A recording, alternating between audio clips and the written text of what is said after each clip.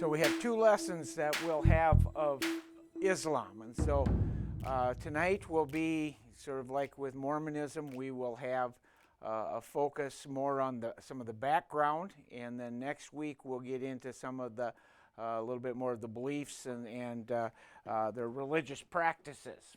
So the founder of Islam is Muhammad. It's spelled a couple different ways, as is things like the Quran and stuff, as it's translated out of Arabic and so forth. So I have two writings up there. Those are the ones that I had seen the most often.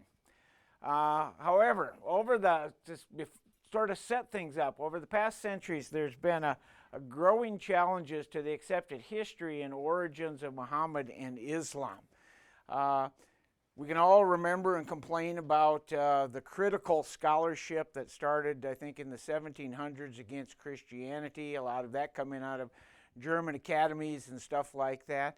Well, in the last while, that is what they're starting to do to Islam, to say, well, let's look at the historical roots to see if they're really testing.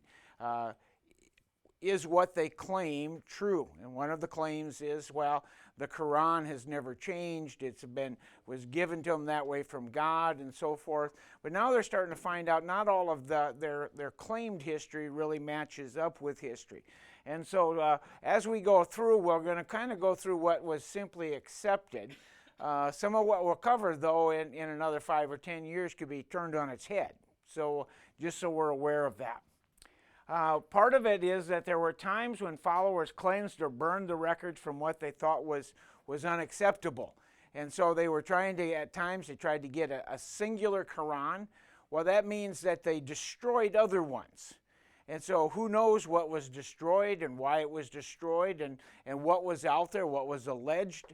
Also, if you look at the Hadith, there's claims that one of the guys had looked at like 500,000 or more different sayings that were all supposed to be from Muhammad, and he thinned it down to 5,000. So what did he do with the other ones? That's the sayings of Muhammad. That's different than the Quran. But it is where they draw a lot of their understandings about what it means to be a Muslim. And so just so we know that those things are out there. And then as they looked at the hadiths too, some teachings came later and could be seen to have been had political motives. So while it'd be easy, you want to make a point, so you just make something up and say, well, Muhammad said this, and so therefore I can do this or do something else, and you have to just listen to me.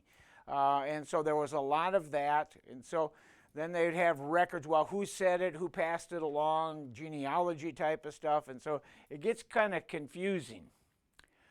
But today, most Muslims will ignore anything that might be put Muhammad in a bad light. If you remember in Europe, the place that had the cartoons, I think it was in Paris, and then they went and they blew the place up or something like that. So you have to be really careful. They take those things really serious, and it might cost you your life to say something about that. One apologist that I was watching stated that he could line up Muslims to debate, but one condition that always seemed to come up was their refusal to debate anything about Muhammad himself.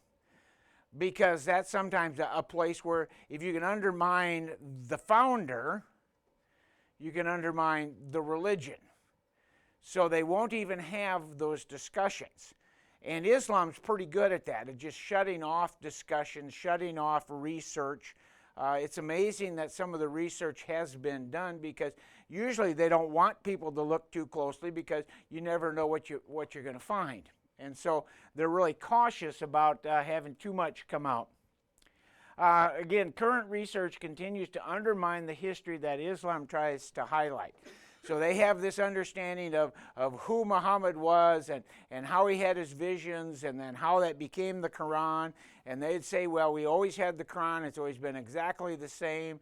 But now again, they're starting to find out, well, there were other Qurans out there that don't match. There were things that were erased in some of the versions that they've found. And so there's lots of things that are bubbling to the surface that are starting to call into question the things that they had talked about before. So here's, though, the basics of what's sort of been accepted. This is the first part. It's about Muhammad.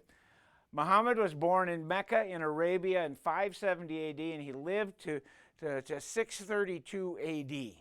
So you sort of see that's, died about 600 years after Christ. And so all of those things are after the fact. And you have to sort of understand that when they look at stories about Christ, that he's had plenty of time to pick things that were sort of in the culture, but not necessarily in the Bible. So it's not as if he was right at the time of Jesus and wanted to start something else.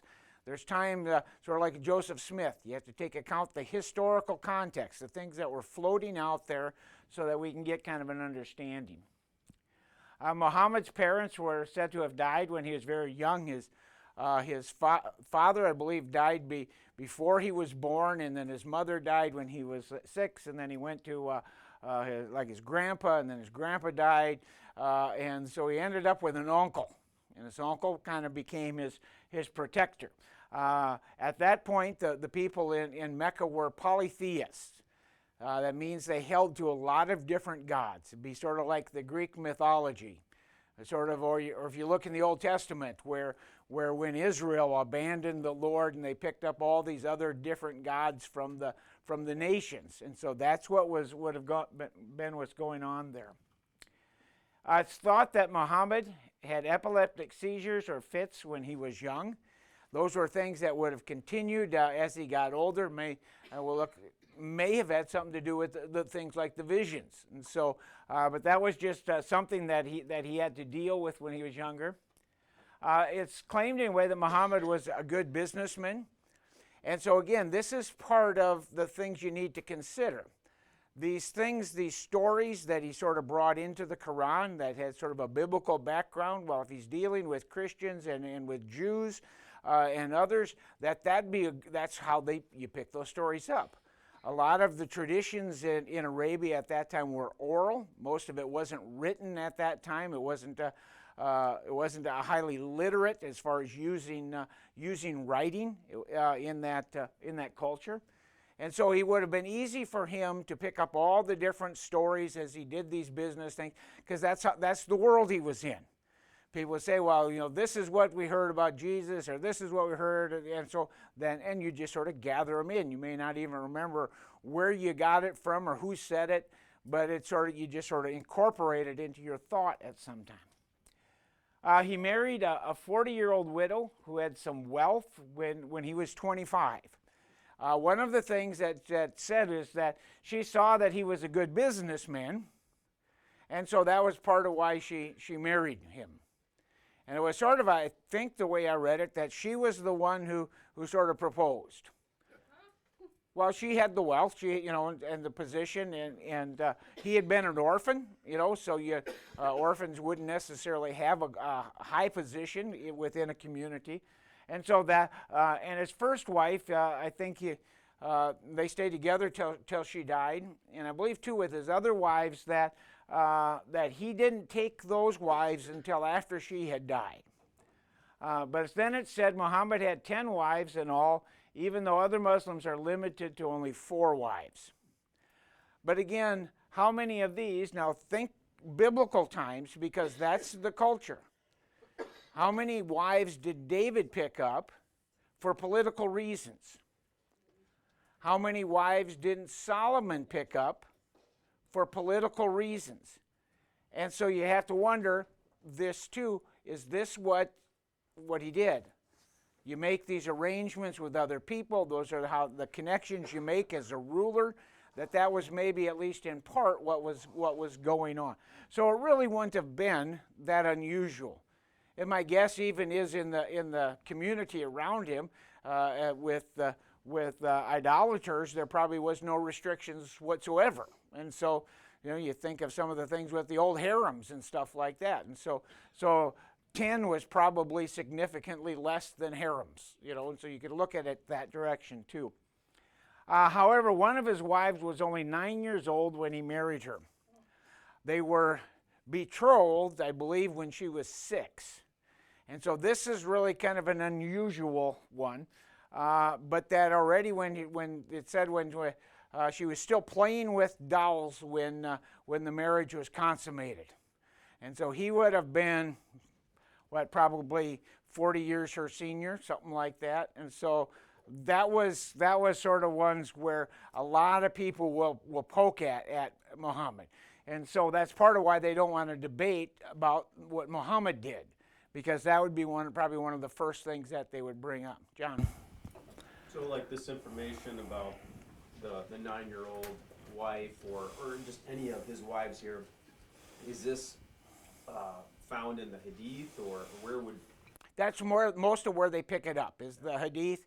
I think there's also some other records from non-Muslim writers that have records of what was going on in the community or the history that was out there.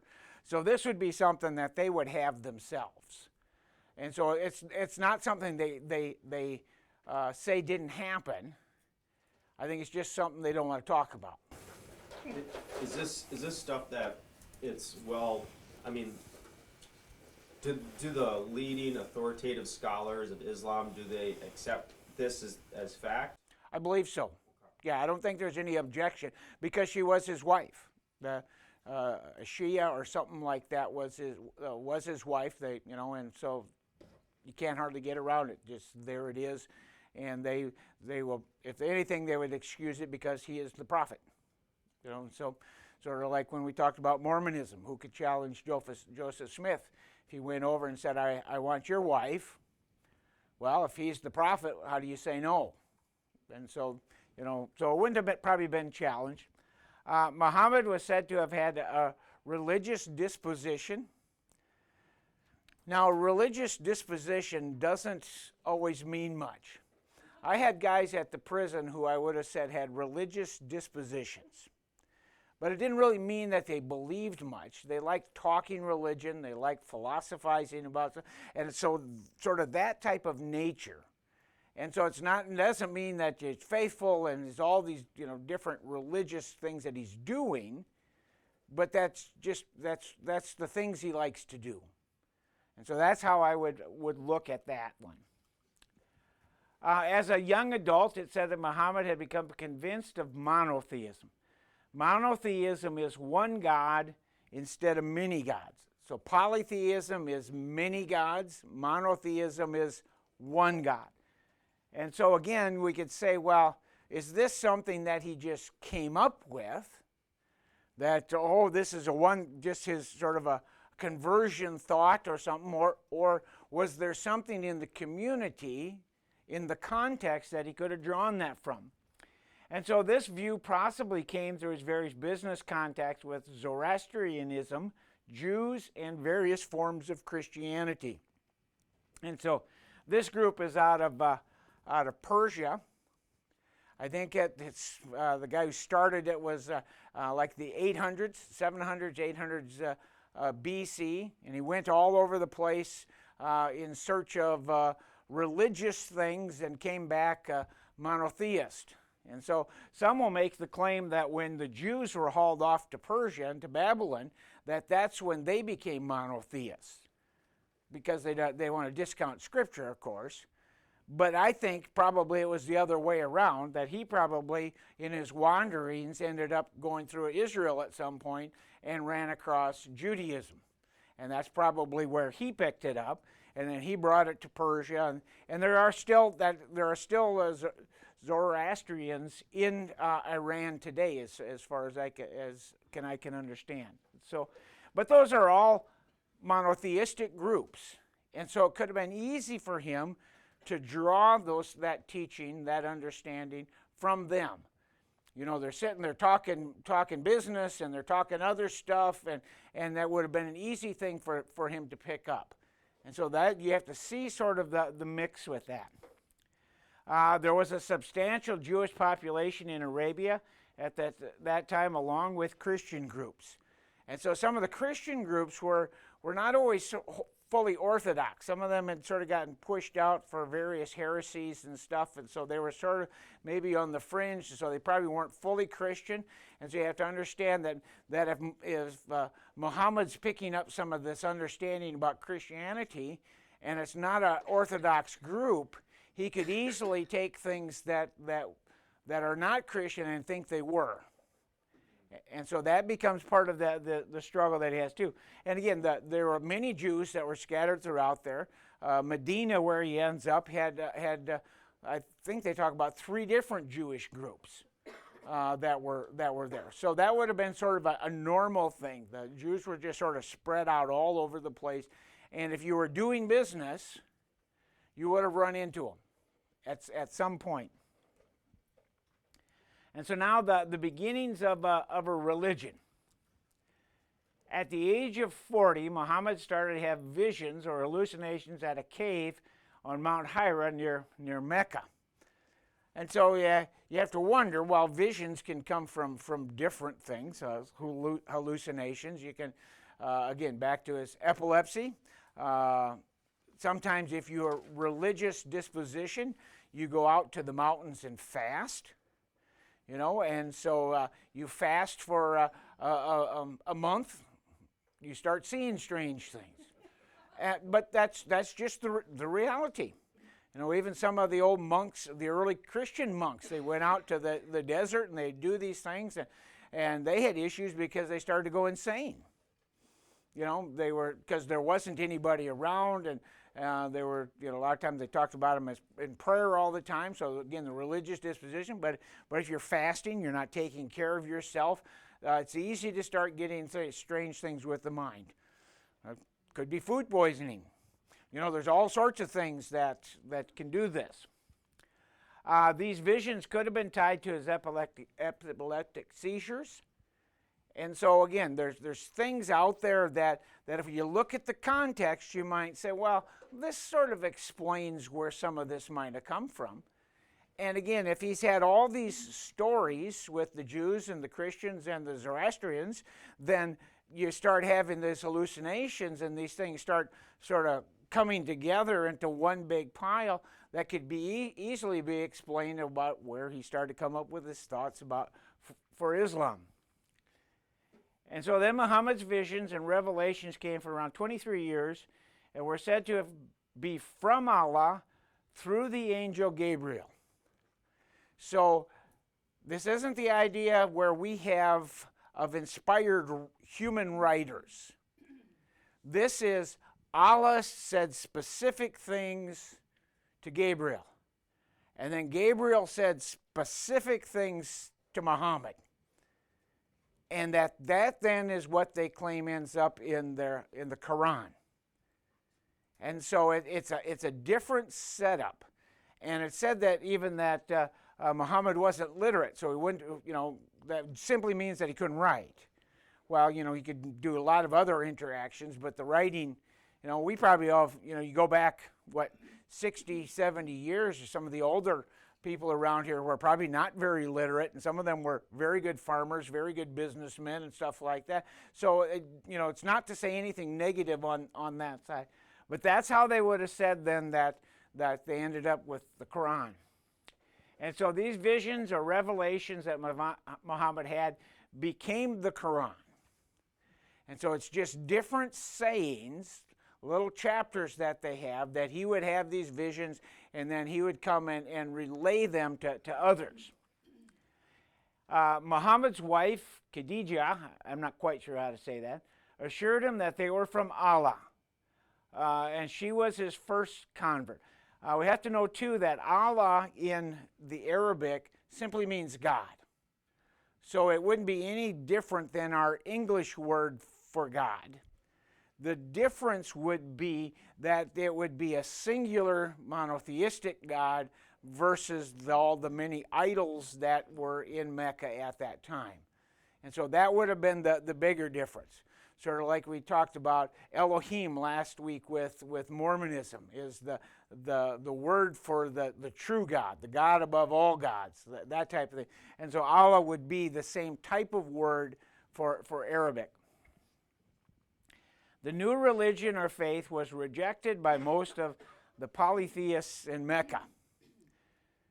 Now, you have to understand that oftentimes polytheism has little to do with religion and has more to do with money. Mecca was a place that had a lot of idols. People would come into Mecca. They would do their religious ceremonies at Mecca. It was big business. So if all of a sudden you have this guy coming in and say, oh, by the way, there's only one God, what do you think happens? What happened to Paul? They drove him out of all these cities, right? He was bad for the idol business. If you only have one God, you can't sell the statues, you can't sell the little trinkets, the rings, the emblems, all of those things fall by the wayside. And so they didn't want to hear any of this, which would be kind of a normal thing. And so idolatry, again, was this big business. And so even for his relatives, they rejected him. It's my understanding, though, initially he was under the protective care of that uncle who raised him. So his uncle was a pretty powerful guy in the community. But as soon as the uncle died, they wanted to get rid of him. Then the bloodlines didn't matter to any of the other ones. It was just the money lines that they were really cared about. So he was driven out of Mecca in time. During that, in 622, Muhammad fled to Mecca, or fled Mecca and went to Medina. And so he was sort of driven out, chased away. And so that's part of the beginning of what we would call Islam. Muhammad's flight from Mecca is seen as the beginning of Islam and the Islamic calendar. So that's when it really began to form. There were some converts. I don't think it was that many yet. I read someplace that it was only about 40 yet, but there was this group then that left Mecca, went up to Medina, and settled up there. Muhammad went to Medina, where he and his new religion were accepted and where he soon took power. And it's my understanding that some of that was he was given power.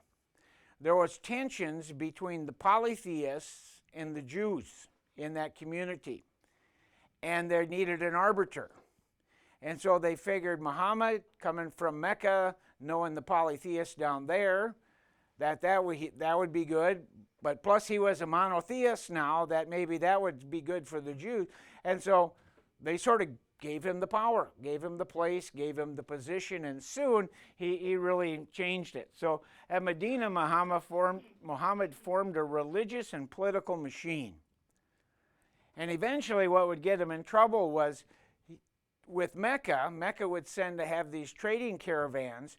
From Medina, Muhammad would attack those caravans. And so that was some of the early battles within Islam, and eventually led to wars and so forth. And so that was sort of the tension between Medina and Mecca. But as time went, Muhammad got stronger and stronger, made some other allies, probably also people who for some reason or another didn't care about Mecca either, or resented them for one thing or another. And so that was sort of how the political things were starting to flow there. Initially, Muhammad saw Jerusalem as the center of worship, but eventually that would shift to Mecca and the Kaaba. This is a cube in Mecca, and in it there is a black stone. And so that is what they end up, that when they do their pilgrimages, that's where they're going to today. But originally he looked to Jerusalem. Well, if he was looking to Jerusalem, that was probably then the influence of the Jews and the Christians, right? Because if that was seen as the religious center, it would make sense, well, that's where he drew it from. All these discussions with the Jews and the Christians and with his business stuff, and that's where he would have gathered those ideas. And so initially, Muhammad was kind to the Jews and the Christians because they were also monotheists.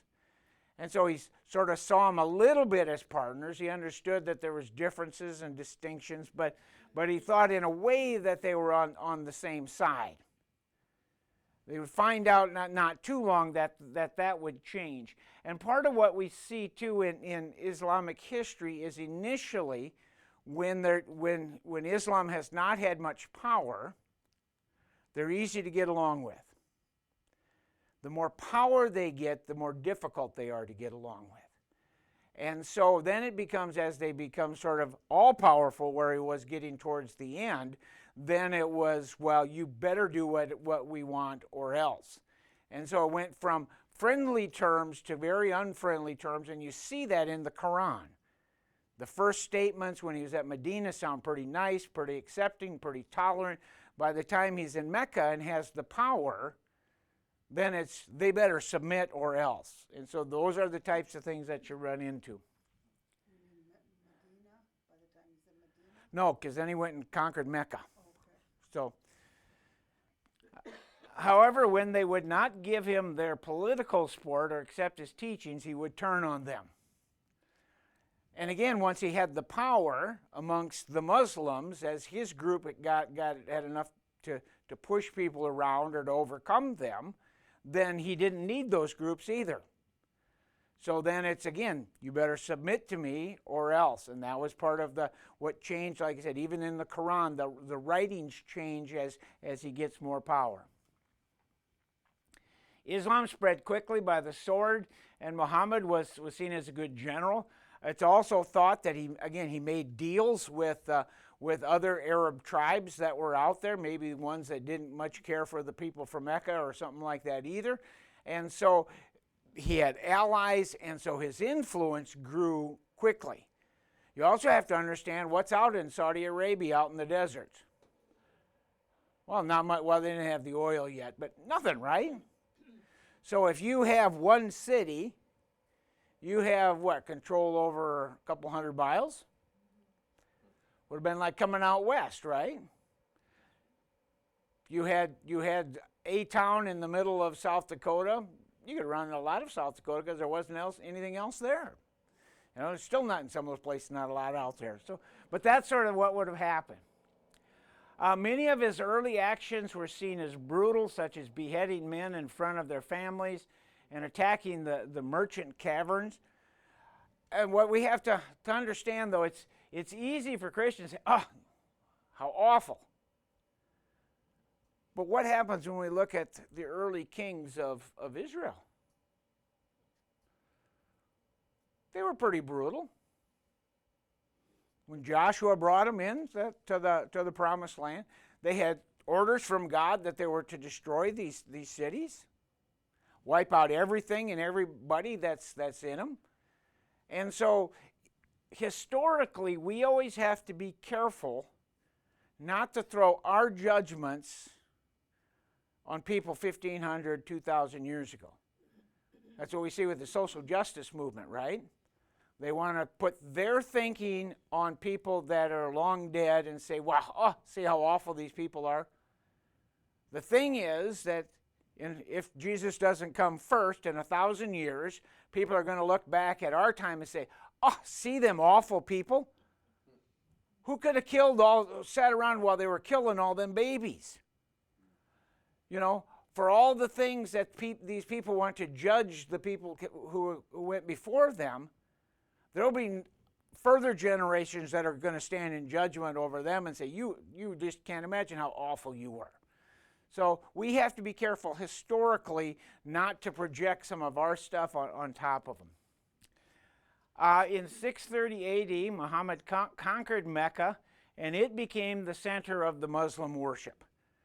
So again, he didn't need the Jews, he didn't need the Christians. It was safer to have it in Mecca. He didn't have control of Jerusalem, so it becomes maybe the logical place to do it. He had to overcome all of the idolatry. I guess when he came in and conquered it, a lot of it, they fell by the wayside quickly and submitted to him, so there wasn't a lot of bloodshed. So it was maybe kind of an easy transition for them. The Kaaba in Mecca is seen now as the house of Allah and enshrines a black rock, which is probably a meteorite. Now, some of the things, though, that they still do today, and they talk about, oh, well, you know, Christians, you have this idol and that idol, is when they go, they kiss the black rock, they touch the black rock, they rub the black rock, and the black rock was there probably from idolatry. They say Abraham set it all up. But aren't they doing the same idolatry that they accuse other people of? So you have to see. So, and even some of their traditions and rituals, we're not even going to get into all of them. People will look back and say, they really drew them out of idolatry. Even Christians with the syncretism have done the same thing. Drawn things from the pagans as they were coming into the church and kept them. Valentine's Day. It's not a Christian thought. Cupids? No. Even the Christmas trees. You can go to other things, but so that it's easy to do those things. Sometimes you do those things to try sort of satisfy people for the moment, but then what happens is they stay around forever, and they're always a reminder that the people 1,000 years ago should have said no. But then once it's ingrained, it's hard to get back. Easter, the term, also comes from a pagan terminology. Not the resurrection itself, not what happened with that, but the term Easter comes from pagan roots. And so that's why you should use Resurrection Day instead of Easter. Muslims are to pray towards Mecca and the Kaaba, which many hold was originally built by Abraham. So instead of Abraham being up by Israel, Muhammad transplants him down into the peninsula. Puts him down in Mecca. Instead of Isaac being the important one, who becomes the important one? Ishmael. But even at that, Ishmael didn't live down there. Ishmael lived to the east. If you had a world map, where exactly would Mecca be on a world map today, and in which country would that be? Saudi Arabia? Yeah, Mecca would be in Saudi Arabia. It would be, I believe, on the western side, towards the bottom, probably a couple hundred miles in from the Red Sea, somewhere around there, if I remember the map right. So, and then Medina is just a ways to the north. And that's sort of one of the objections that they bring in nowadays, is that the early mosques that they say are all supposed to point to Mecca, the oldest mosques out there don't. They point more the direction to Jerusalem, or even a little south to Petra, which is the area where Ishmael was from. And so even some of those are questions now, is where did the Mecca stuff start? How did we even get that? Muhammad, however, was poisoned by Safiya, a Jewish woman following the conquest of Khaybar, where I think he took her as a wife and ordered the torture and beheading of her husband, Kinana. Now, if you've killed somebody's husband, would you let them prepare you supper? That's what he did, though.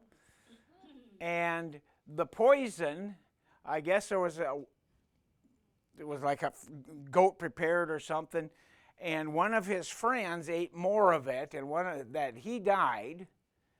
But then Muhammad got sick and never recovered, and then a couple years later died. Now, I had one person talk about this to say this should be proof that Muhammad was not a prophet, because they'll say, well, God couldn't let anything bad happen to the prophets. That's why they reject Jesus dying on the cross and stuff like that. But if this is true, and he was supposed to be a prophet, why didn't Allah stop it? And so that brings up questions theologically for Islam to say, well, if Allah was there and Muhammad's his prophet, why didn't he stop it? Why didn't he strike her down or cause the poison to be neutralized or something like that? So with Elisha, there's poison in the pot, so he throws something in the pot and it purifies it for the prophets, and so they can eat it. And so he died in Medina in 632 AD. And now some of the discussions with this are saying, today now are saying, he died in 632. What they're starting to look at the Quran and some of the history, they're starting to find originates 100, 200, 250 years after 632. And so these are kind of new things that I've been watching and running across, particularly with one of the apologists with Islam, because they're starting this critical work, and it's really starting to unsettle some of the stuff that they claimed. Okay, so Muhammad died. He was murdered, poisoned. It took, like I said, I think it actually took a couple years for the poison to actually finally do its work. And then what followed are the four caliphs. These are sort of seen almost on the level of Muhammad, but not quite. And then these historically are seen as those who now have gathered the stuff from Muhammad and sort of formed and shaped the religion based on what he had told them. And so Islam now as a religion and a political force began dominating the Arab world and quickly spread to other areas. Again, there's always sort of been a warring thing. They would attack areas, and again, you start out in the Arabian Peninsula, there's not much out there. You get to a place like Egypt, once you've gotten the Nile region under your belt, there's not much out there. And so that's sort of the things that happen. So it spread quickly. And so in about 100 years after Muhammad's death, Islam covered North Africa and Arabia, and it spread to India and to China. And so it grew quickly. Part of it was converts. Muhammad was a businessman. A lot of his followers were business people. They would go on these caravans, and they would travel, and they would tell them about Islam. The same thing Christianity did. When they were chased out of Jerusalem, they carried Christianity with them and shared it on their trips and all these other things. And so that's the same thing that happened. So part of it was spread by the sword. Part of it was actual conversions. One thing I have to remember is the Muslims want to sort of say, well, you Christians, you tried to take our land and so forth. You have to remember, though, that the lands they took in North Africa had all been Christian before. That's the land of where Athanasius came. That's Augustine was from North Africa. There's a solid Christian area in Egypt around Alexandria. And so part of the issue was then there was sort of sometimes infighting with the Christians. And sometimes the taxing with Rome and others, the Muslims were cheaper on taxes. So how many Christians today wouldn't change just for that reason? Yeah, you can see it, right? Yeah, none of this is far-fetched. So there wasn't a lot of resistance. Again, there was tensions and infighting within Christianity. Sometimes Islam seemed initially to be easier to get along with. They found out after the fact that was not the case.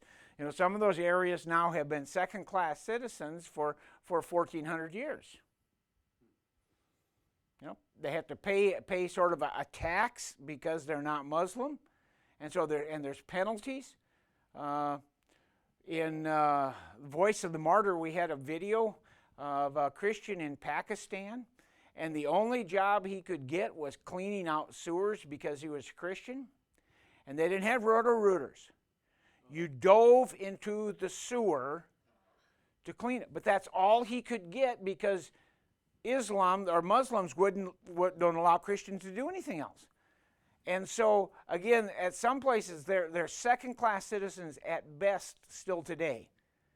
And so that was, they may have thought it was a good deal to start with, but it was in the end, it was a really bad deal.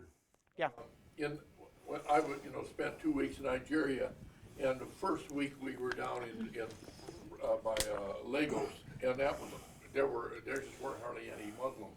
And then the second week, we were in central Nigeria, and that was Jos or Jos. Yep. And there the schools were maybe about half and half. And I know the headmasters would always tell, they'd bring all the kids out in the courtyard that the Muslim kids could leave. Yep. And I did a bad thing. I'd say, no, wait, you stay. And I said, we darned, and Yep. we offered, and most of them took it. Yeah. Well, but then if you go to North Nigeria, Yep. if you're a Christian, expect your house to get burned, your farm to get torn up, your town to get burned down, if the male in the family quite likely to get killed. It's very violent in northern Nigeria, and it's all Muslim hostilities, and so it's all We driven. saw churches that had Yep. been burned, Yeah, even and in central Nigeria. yeah, and there's a whole path through that part of Africa. That's the same thing, that the Christians are persecuted on, to this day because of those types of things. If they don't submit, they believe they have just the right to go do as they please, and they base that on the Quran. And so the moderates want to say, well, that's not really what the Quran says. But in some ways, like, we have to think about it sort of like with the Mormons. The fundamentalist Mormons, I think, were closer to what Joseph Smith's Mormons were. And I think some of these radical Muslims are closer to the time of Muhammad than what some of the more moderate and smoothed over ones are. And so, because the other ones want to get along in business, they want to fit in the world. Christians do the same sort of thing, right? We sort of take off the hard edge. We want to get rid of the offense of the cross and get rid of the offense of Christ, so that we won't stand out like a sore thumb. While moderate Muslims do the same type of thing, and so that's part of what we're running into. Islam's mission is to have all nations become subject to Allah and Sharia law. Their goal is to take over the world at some point. The whole world is to submit to Allah. That's just their religion. In a sense, Christians in the end see that with Christ too. Every knee will bow, right? Every tongue will confess, right? We don't see ourselves doing that by military might. We see Christ doing that at the end. But it's a similar principle. I'm not going to say the same, but a similar thing. And so they're saying, in the end, at least, they anticipate that everybody will be under Allah. Like many growing powers, religious or not, internal struggles soon started to bring splits to Islam. You want to start infights in an organization, get rid of the head, right? Whether it's a corporation, a baseball team, whatever, you get rid of the boss, and all of a sudden there's going to have all these extra tensions and infight, and that's what happened there. And so that soon started taking over then. So, and some of the splits within Islam still exist today that were formed early on. They have three main groups. There are more smaller groups. The Nation of Islam, the African American one, I think if you would ask your average Muslim, they would say they're not Muslim at all, because they have some really unusual beliefs even for Muslims. But these three are the ones I saw the most. Sunni, which is by far the largest, then Shia. That's oftentimes the ones in Iran. That's the ones in Iraq that keep shooting at American forces and stuff. And then the Sufi. The Sufi are sort of a more spiritual, mystic type of Muslim group. And so Islam has had a long history of violence, not only against outside groups, but against each other. And we see that in our world today yet, right? And you saw that in Syria, you see it in Iraq. If you got all the nations out of the world that had Iran and Saudi Arabia together, they would start killing each other off.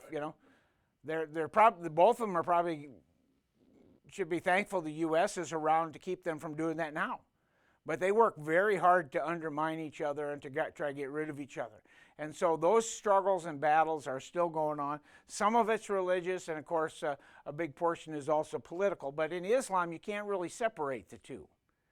They sort of just go hand in hand, where we as Christians have sort of tried to keep them separate. We look back in like Catholic history and wished they had kept it separate because of the mess that came out of those things. But here it's just part of their worldview.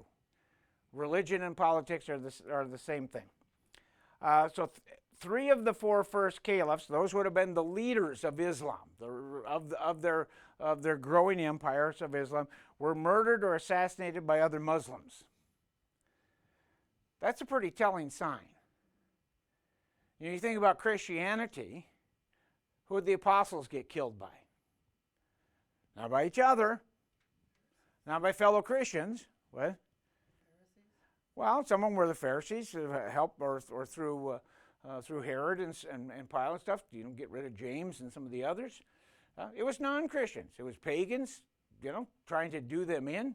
Peter and Paul are thought to have both been executed in Rome under Nero, and so it wasn't killing themselves off, even though Christians at times have fought too. That was part of the Reformation. So we have to be careful to say, how awful. Again, you always have to look and take historical context for all these things.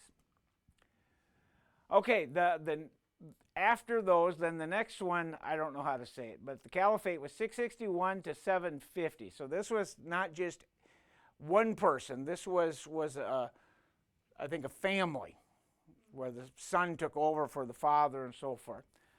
This caliphate was founded by Muawiyah, who assassinated Ali, who was the fourth caliph and the son-in-law of Muhammad.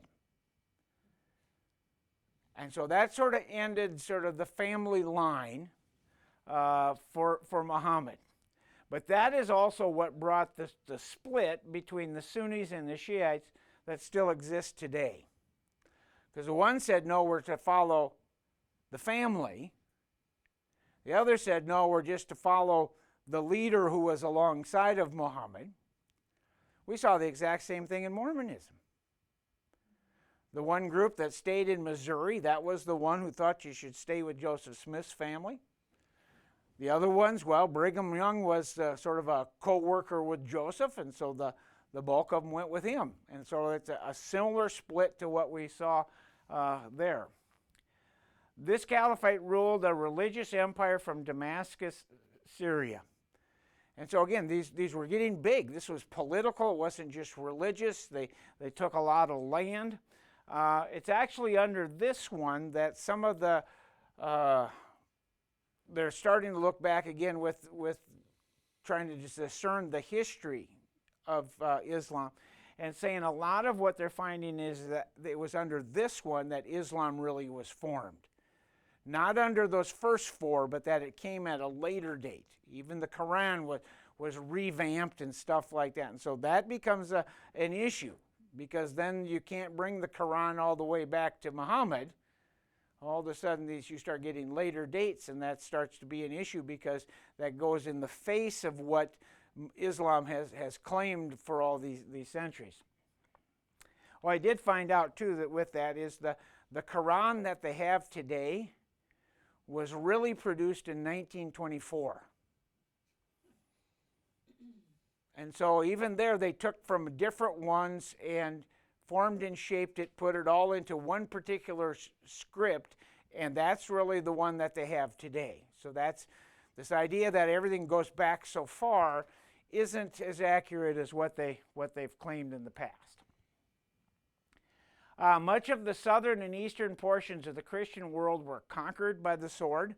So northern Africa got cleaned out. You had come through Judea, Israel. All the churches that John wrote to were where? Turkey, Asia Minor. So in time, all of those places where Christian lands would be gobbled up by Islam. And a lot of that was the sword. Some of it was conversions, but a lot of it was the sword. And some of it is the middle of the roaders. We are whatever's in power. You know, that's what we see going, I think, on in our land today. Well, the Christians in the middle are siding with the ones in power, which frustrates the conservatives. You say, well, how can you do that? Well, they're just going along to get along. And so I'm sure that was part of what happened with some of the Christians then too, is that they were historic Christians and stuff like that, but not necessarily practicing Christians. Islam moved into Spain, Portugal, and then southern France, and remained in Spain until the time of Columbus. Did you know that? Yeah, the king and queen at the time of Columbus is what drove them out. They also drove out a lot of the Jews. I think actually at that point is when some of the Jews came up out of Spain and moved to places like Holland and into more of the northern areas of Europe. And so that was something back then. So that really goes a long time. Because when did Columbus sail the ocean blue? Yeah. So that's not all that long ago, right? Making sure you guys are still awake. Yeah. Yeah.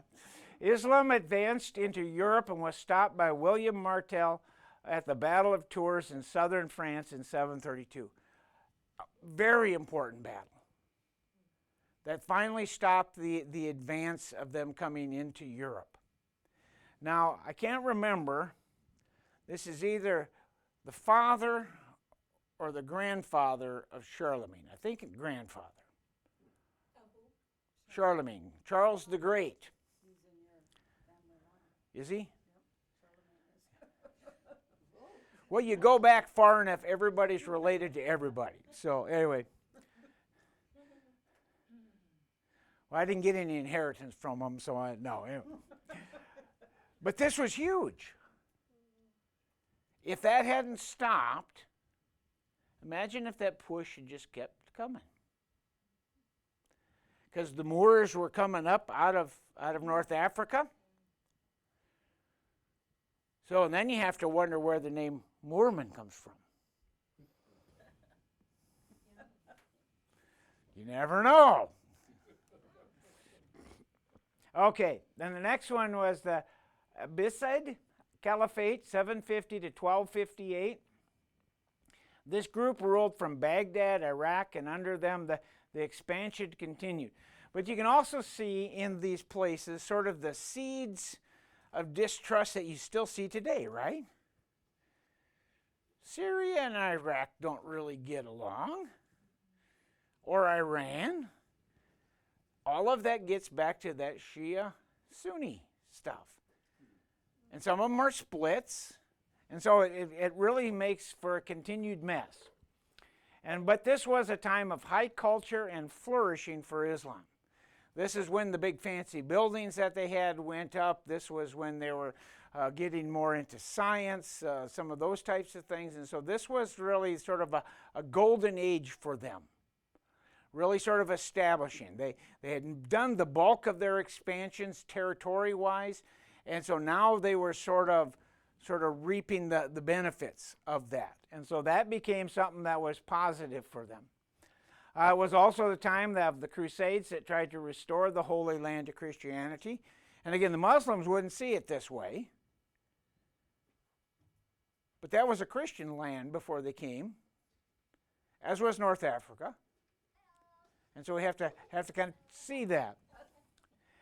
And so the Crusades are still remembered and hated by the Muslims. And so that's still, they look back, we think back and say, it had nothing to do with any of us.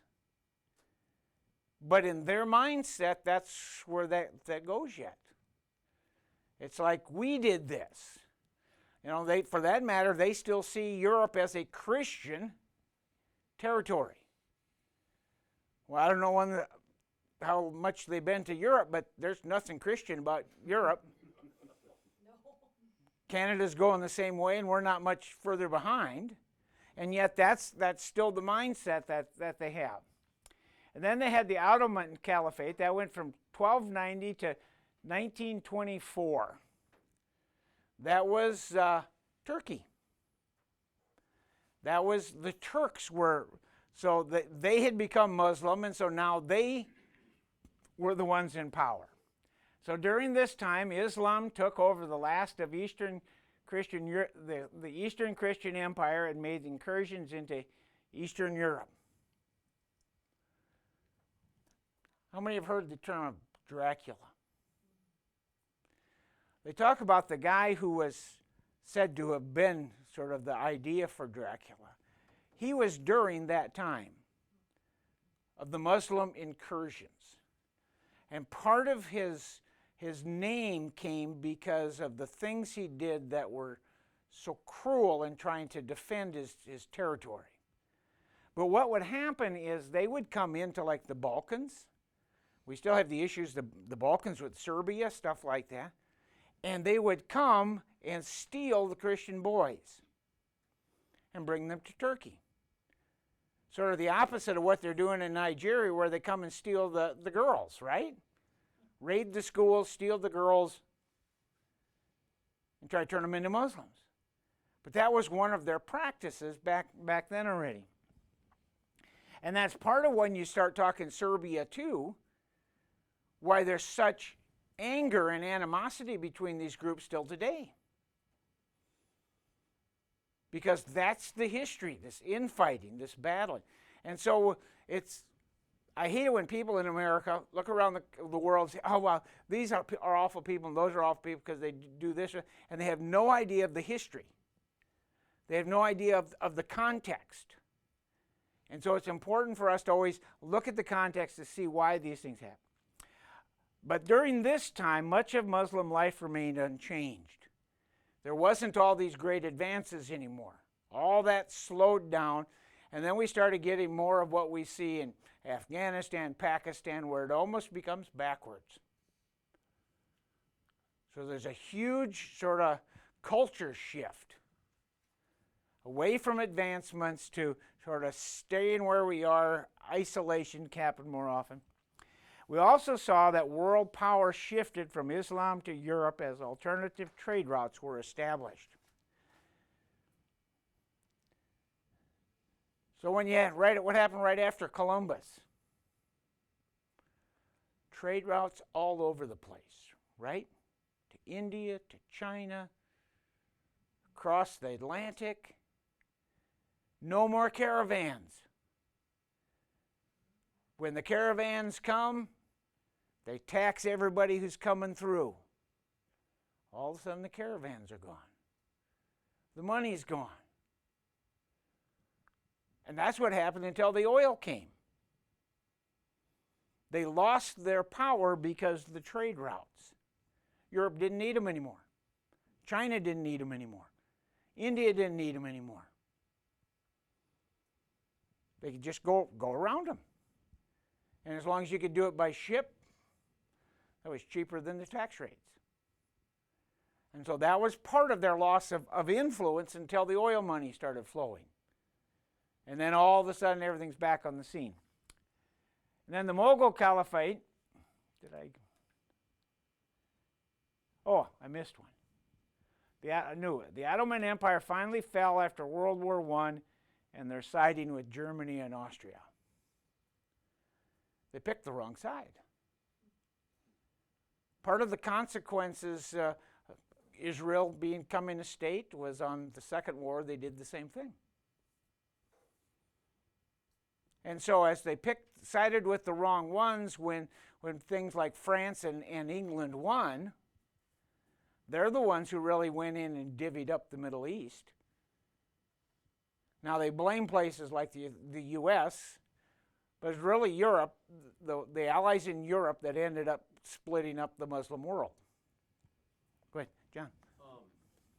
How does that present day, like Turkey, look back at their history from World War II and their working together with? They probably deny half of it. Okay. Part of it, like World War II would have been, they would have taken the side against the Jews. That would have been a part of the issue. Okay. So they would have seen it the same way as Hitler and so forth with that. And so that's what their siding would have been easy for them to do. But as with many countries, a lot of those they're dishonest about their heritage. Like Turkey, prior, I think, to World War I is when they went in and slaughtered so many of the Armenian Christians. That was one of the first grand genocides in the 1900s. I estimate, I believe, a million plus. And I've even read it somewhere, I can't remember where, that when somebody said to Hitler, well, don't you think they're going to do anything about what you're doing to like Poland? He said they didn't do anything to Turkey. Nobody lifted a finger against Turkey when they killed off all them Christians. They're not going to do anything to me when I run into Poland, kill off the Jews. He had no fear that anybody was going to stop him. Nobody had stopped Turkey. And so, but then again, after the wars, that's when things got chopped up. Okay, the Mughal Caliphate was something that coexisted with the Ottoman, but it was further to the east. This group ruled from northern India and Pakistan, and there's still the Muslim presence there.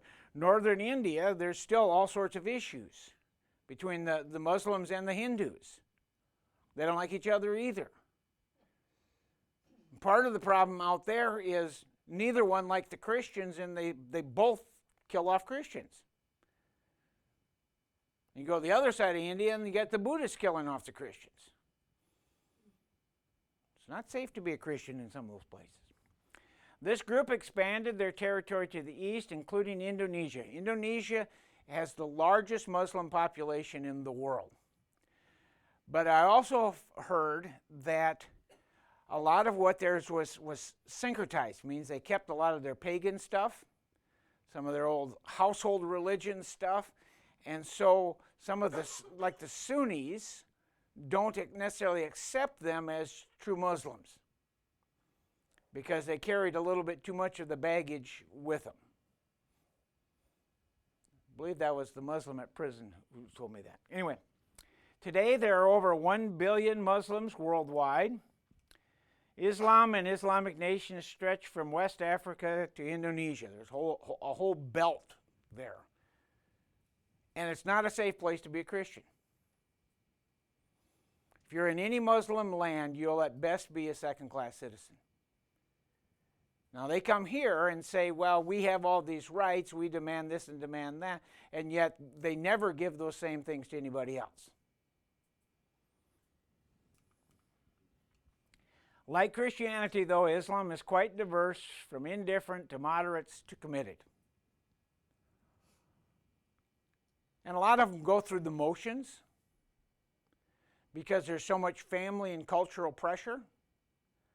Sort of like some of the old Christian was, well, you have to show up to church because you don't want grandma yelling at you. Or if you don't go to church, she's going to cut you out of the will. Or something, same type of thing. And so we talked about that with the Mormons. Every religion has that. A group of sort of the middle, the lukewarm, the indifferent, that go along to get along. They don't want grandma cutting them out of the will. Something on that order. Islam power centers are smaller than in the past and are not all that unified. Again, half their battles are against each other. Saudi Arabia can really stand because the U.S. empowers them, which, of course, really irritates Iran, who Saudi Arabia is their enemy anyway. Don't you think Saudi Arabia, of all of the Muslims, in some ways has more modernized themselves than some of them other Islamic? But they have their own air force, and and now they're starting to let women drive cars and stuff. There's still a core group within the Muslims in Saudi Arabia that, if nothing else, finance a lot of the battles, a lot of the terrorism, those types of things. A lot of that is Saudi money. And so while they politically, because it's advantageous, it's politically advantageous for them to be a friend of the U.S. Because where do they buy all their weapons from? Right. Yeah. and Israel's okay with that because they always have one generation older than what Israel gets. And Israel is always in equipment is one generation older than what our Air Force has. So there's always, and so when Israel goes up there, all of their equipment has just that little bit of edge. And then when they fight like anything with Iran, a lot of that is Soviet stuff, and that usually gets demolished. Syria, in some of the battles that we've seen, Syria tries some. The Israeli planes almost always just knock them out of the air almost right away because they're inferior equipment. Of the many wars, Sudan, Nigeria, Philippines, Syria, etc., and the violence in the world today, much of it is at the hands of Muslims. It's just a reality. Now, it's been a while, but when I first put this stuff together, that's been quite a number of years. At that point, there was like, I think 21 wars, and like 3/4 of them had Muslims connected somehow. How many wars? I think it was 21. And so you can sort of see that's part of their heritage. But again, they're on a religious mission to subject the world to Allah, so that everybody will do the same thing as they do. Non-Muslims are still second-class citizens and worse in Muslim countries. That's just a reality. They love their freedoms in the U.S. and Europe and Canada, but they will not give it to others in their own lands. Every Muslim is supposed to be able to make a pilgrimage to Mecca and the Kaaba during a lifetime. Medina, where Muhammad rose to power, is considered a sacred place yet today. Jerusalem is where Islam has the Dome of the Rock on the Temple Mount. And depending on what your end-time view is, we're not going to get into end-time view, but what do you think would start a war if that blowing that dome off of that mountain? You want World War III? Blow up that would. Iran would say, go for it. They would give us the fuel free. But if you took out the Dome of the Rock, it'd be an insult to every Muslim everywhere.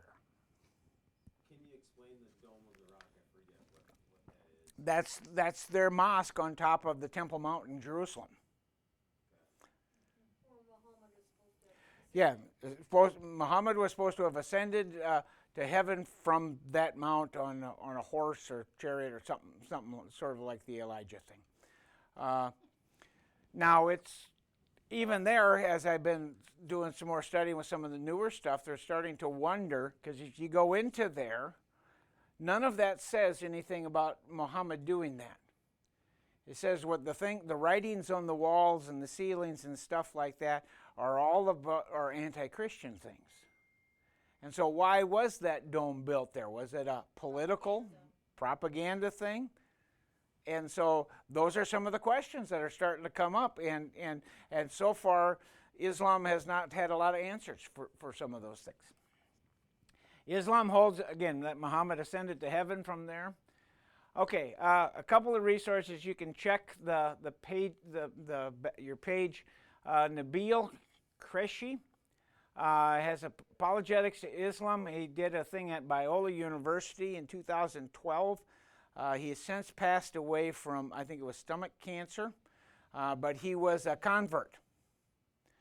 Some of the things, the Quran issues, so forth, those are videos on YouTube that is easy to listen to. I listen to them on 1.5 speed because I like things done quickly. And then this Jay Smith is a Christian apologist. One of his things is a debate in Toronto with Shabir Ali, who's quite famous apologist for Islam. And yet I think, and he sounds American, and yet I think his ministry is out of England. So, but he's got some really interesting stuff on these new things, especially with the Quran and where it came from. And so So if you have like 20, 30, 40 extra hours, yeah, where you want to, yeah, yeah. So depends how much rain you get, I guess, right? Yeah. And it's amazing how fast things go when it's 1.5 speed. It's not that hard now. So anyway, any thoughts?